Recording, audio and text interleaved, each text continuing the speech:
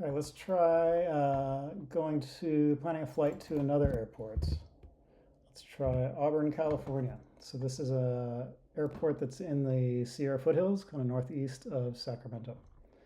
So same deal as last time. Let's put our mouse over the airport itself, and we'll see immediately that runway 25 is in use 80% of the time. So get a similar learning there that most likely we're landing to the west and taking off to the west when we show up at this airport. And we can see that reflected in the purple also. Let's look at the purple traffic in general here. So what we don't see at this airport, we don't see straight in, unlike the previous one. And that's probably because there's a bunch of terrain over here. So it's good to know.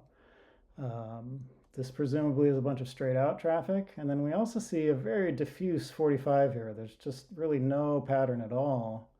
So that's interesting. It's not super typical. A lot of airports you see a pretty clearly defined 45 because most people are flying that. So that's a little bit of a mystery. But I think we can figure it out if we click into some of these events.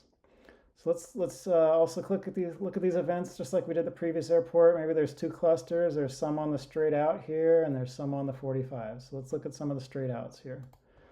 Click on that one. We'll see what's going on here.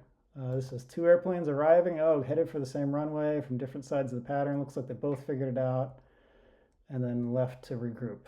Okay, interesting. See what we got here. Here's the two airplanes departed, and they got kind of close on departure. Okay, totally different from the previous one. Oh, this looks like maybe a pattern we've seen before. So opposite direction, straight out versus somebody maybe on a practice approach or something like that. Let's keep going here. Let's see, that was the one we just looked at. Let's click one more here and see what else we see. Two airplanes departed same time, one kind of offset, and the other in the back caught up. So it's kind of a mixed bag, right? No clear pattern. Some things we've seen before, but nothing like that really stands out. Every event we clicked on was kind of different. Let's move on to the 45s out in this area. Let's see what we got here. So red airplane took off, blue airplane took off, turned left immediately, and then kind of came into conflict with the red. Probably saw him coming head on, and then turned off to the north. Okay, not totally clear why the blue aircraft turned like that so early, but let's see another one. So red aircraft took off. Here we go. We got the blue aircraft took off again right behind, and then also did that really early left turn, and then got close to the first aircraft to take off. Another one.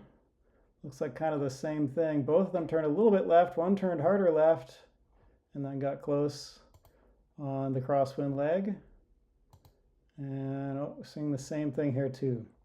So what's really going on here is there's a noise abatement procedure, and it's not universally followed. And this, you can see this at many other airports actually, where there's this early turn pattern. And it's really looks fairly hazardous actually. If it's not universally followed and your aircraft behind is a little bit faster, it's really easy for them to catch up and then cut somebody off on the crosswind leg. And so that's one of our big learnings for this airport is watch out on these 45 departures or this noise abatement departure, that it may not work out exactly as expected, especially if the person in front of you is slower and doesn't do it. So watch out for that traffic ahead maybe is the lesson there. If you were based at this airport, it might be something that you would be motivated to talk to other pilots about and like try to educate people to fly that noise abatement procedure